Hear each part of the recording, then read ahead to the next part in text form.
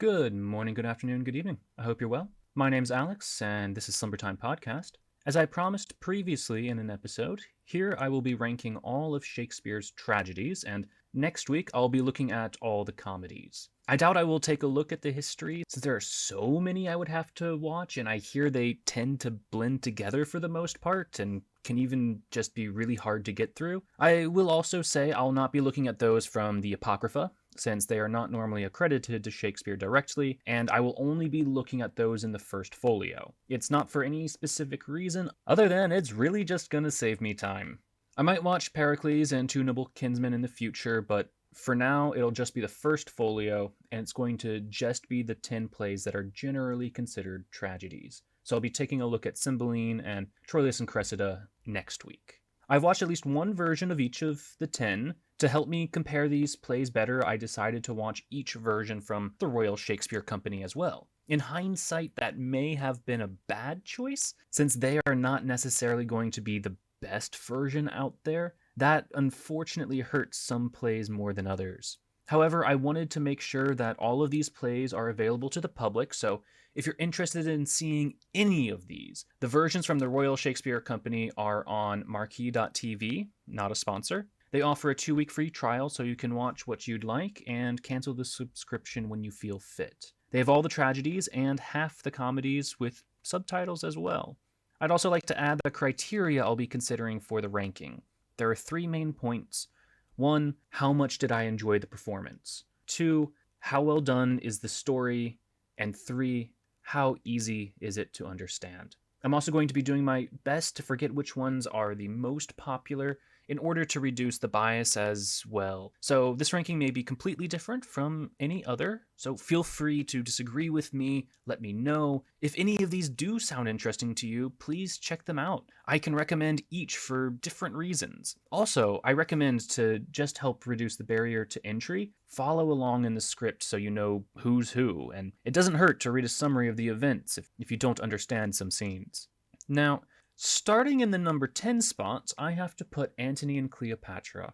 I'm a bit surprised by this one myself since I was expecting a lot from this play. It certainly feels like it's well written, and I think it was well performed, but it might just be the style that I'm not too fond of. One great quote I saw for Antony and Cleopatra was, "The ratio of drama to history is just a bit too high for me."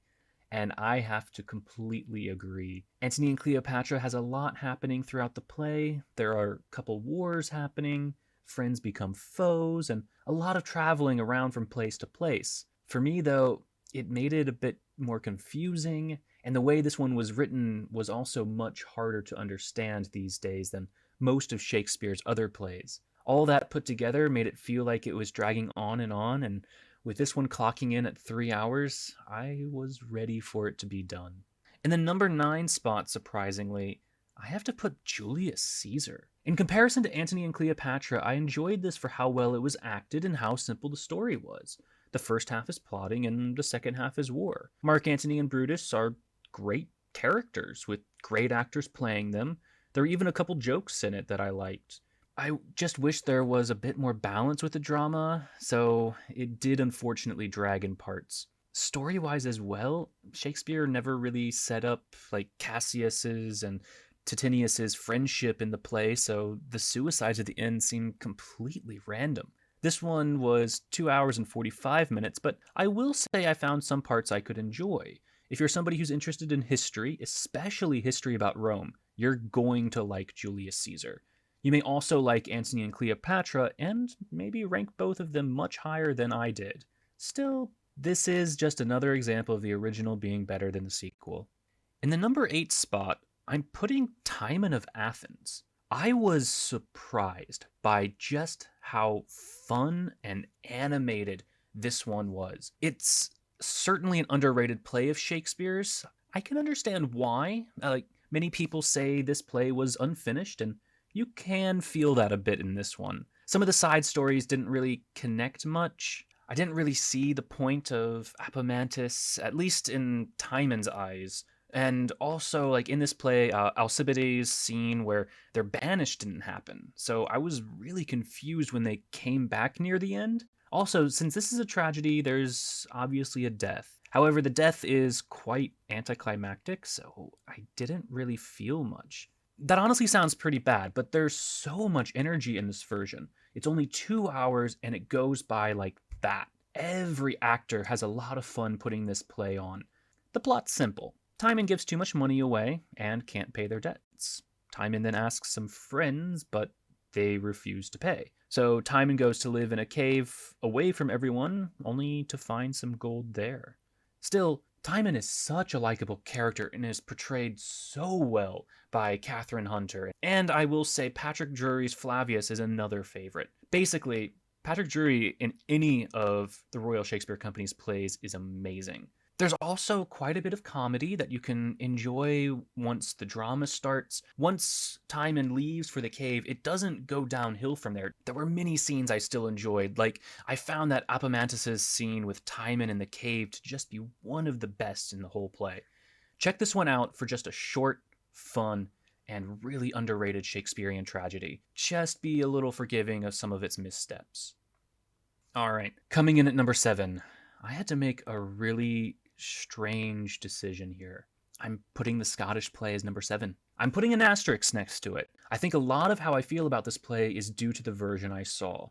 So I have only read Macbeth once and watched it this one time. However, I felt a little let down by it, and it made me wonder if this may be one of Shakespeare's most overrated plays. Clocking in at just 2 hours, Christopher Eccleston plays Macbeth, a man told that he's going to be king. So to do so, he kills the current king, but keeps running into obstacles which he, of course, kills. I'm going to be honest and say, I really couldn't understand the director's intent here. Macbeth in the second half of the play felt like he missed the mark on many of the characters' intents. Perhaps it was his tone when his wife died, like he was laughing a bit, or maybe it was I just didn't feel much of his guilt in doing what he did later on. I always hear that Macbeth is a character who goes through so much guilt. I really only saw that with the Lady Macbeth when she's imagining her hands covered in blood. Even Macbeth gave up in the final fight with Macduff. There were a couple other choices I didn't understand as well, like with the porter playing a few roles, making the hags little kids. Like for the porter, none of his actions really made any sense to me. I have a feeling the director was going for something more symbolic, but I was just left confused by everything he did. And it seems like I'm not alone in that thought. If it were only this performance, I would have put it even lower, but I can see there are better possibilities in the writing. It seems very well written, and it seems like a story of Icarus, the man who wished for too much and got burned for it. When I have the time, I'm going to watch the Patrick Stewart version to compare. There are still some choices in this that I quite enjoy, like Banquo was done very well, and I also liked Macduff while he was around. It's just sad that the main character was a bit disappointing. Sorry, Christopher. Number 6. Alright, here is what used to be my number 1 in high school. I loved everything dark, and Titus Andronicus was perfect for me. I watched the movie Titus with Anthony Hopkins, and that was fantastic. Titus and the RSC performance is still really well done. I imagine the actor is like if you combined Titus and Shylock together. This play fell to number 6 for one big reason. It's a bit too dark for my current taste. If you're unfamiliar with the story of Titus Andronicus, it's all about revenge. Titus kills the Queen of the Goths' son, and then she gets revenge on his whole family. The worst, of course, being Lavinia. She was raped, had her tongue cut out, and both her hands cut off.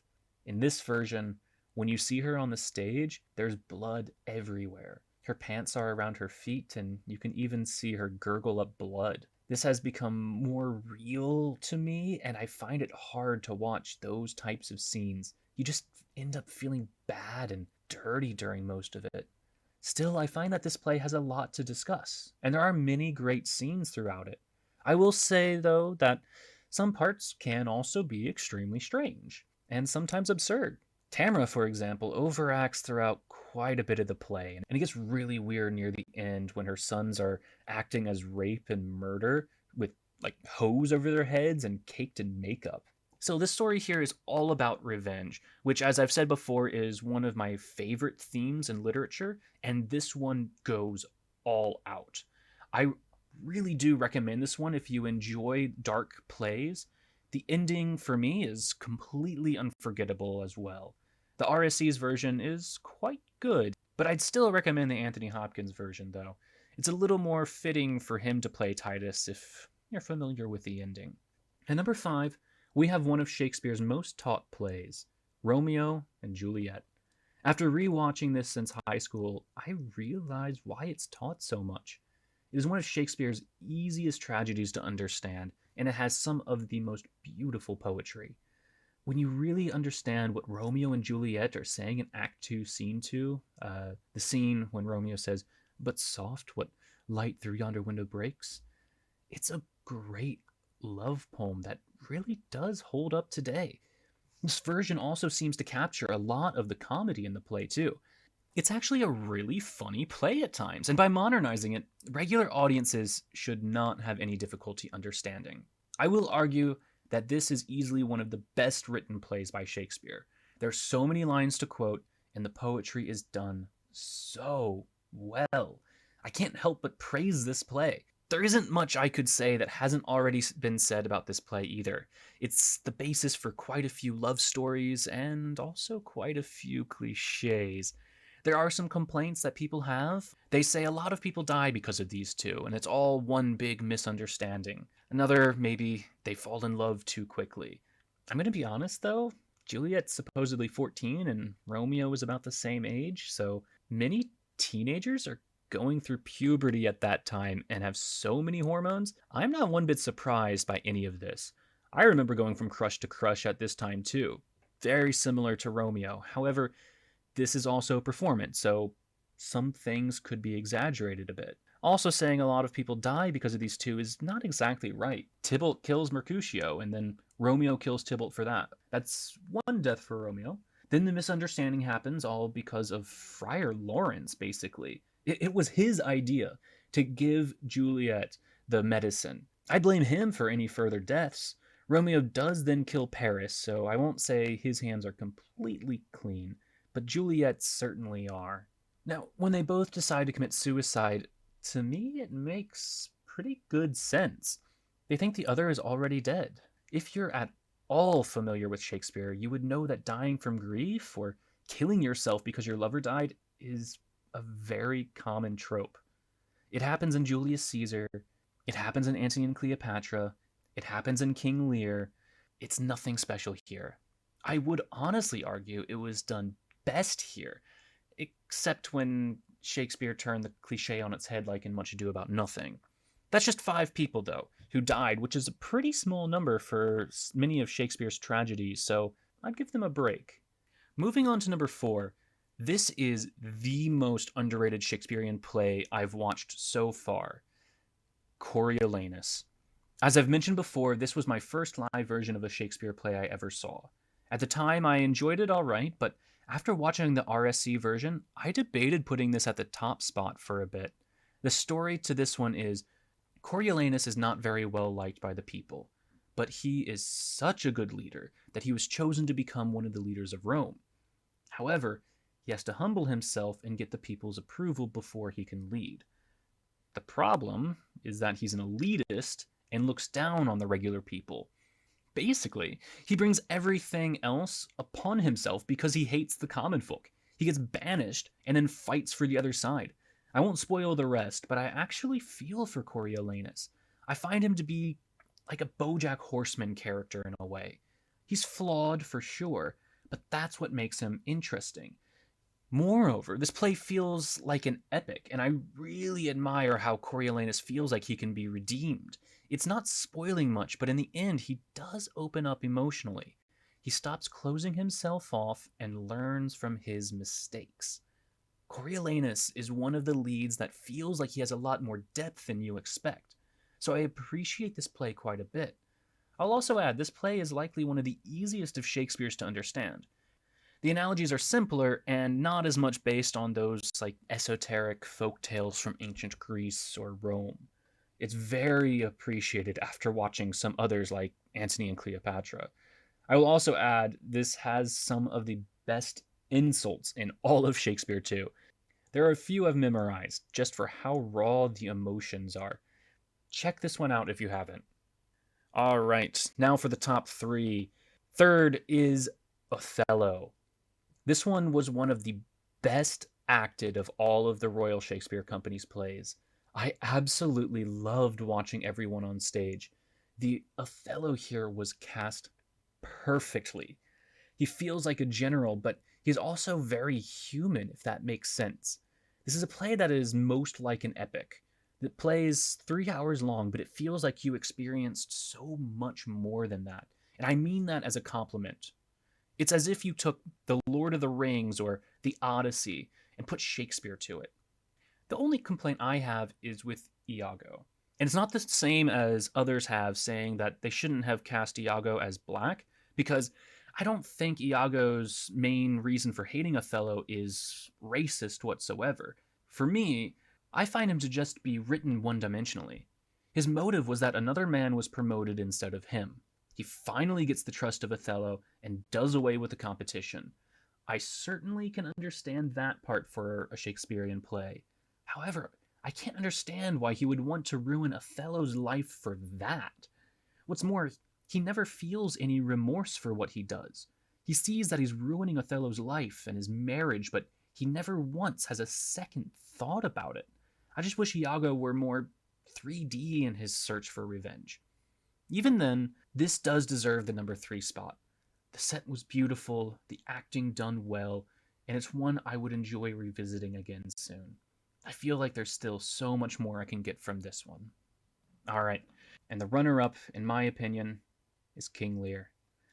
This version was quite well done overall. King Lear is about a king who retires and gives his land to his daughters. His daughters aren't willing to care for him in his old age, so they basically kick him out into a storm.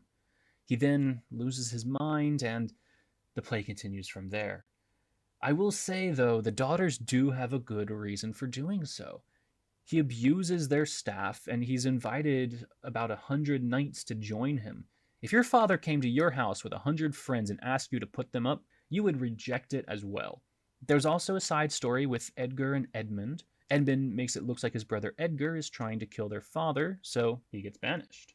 Many things happen, but Edgar goes crazy, his father loses his eyes, and King Lear goes mad as well. All three of them together is a really interesting dive into their madness and makes for a great dynamic. The side story then comes together very well with the main one, and it makes for a really great climax. I'll also say, the last scene is the only one in all of these tragedies that made me cry. There's something about a father's love that really gets to me, and it's one of Shakespeare's best speeches. If you never checked this one out, you must. I've seen it twice, once done by the Chicago Shakespeare Company and now by the RSC. I just wish the Chicago one were available for others to see. Their Lear looked so much more like a king, and so there was a bigger change when he went mad. This Lear did wonderfully in the second half, but I didn't see him as so kingly in the common image of a king. He was more of a Viking king in my mind. When you see someone going from looking very prim and proper to a madman, though, you can feel they've lost more. Now, the number one best Shakespeare tragedy is Hamlet. This is not much of a surprise that this is number one, since it's the most performed of Shakespeare's plays. This is another great example of diving into madness as well as a revenge story. However, I did not watch the stage version of the Royal Shakespeare Company's Hamlet on Marquee.tv. This one, instead, I ended up watching the 2009 movie they did with David Tennant, Patrick Stewart, and Edward Bennett. For David Tennant, he's really good at acting goofy, and surprisingly, that translates well into madness.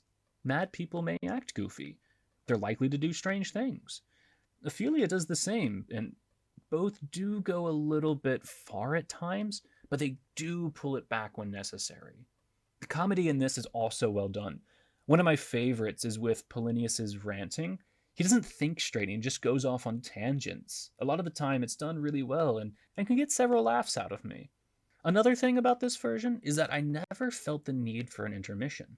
Maybe because it's a movie I didn't have that issue, but it kept me hooked for the full 3 hours. I think every scene kept me intrigued as well.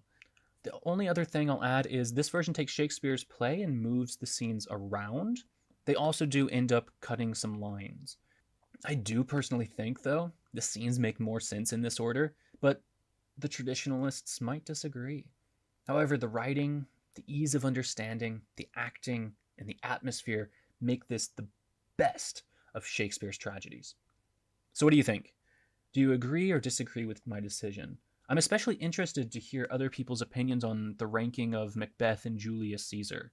At the very least, I hope you got interested in checking at least one of these out. I can recommend all of them, but this definitely depends on your interests as well. Thanks for joining me today, and as always, we're here and we're listening.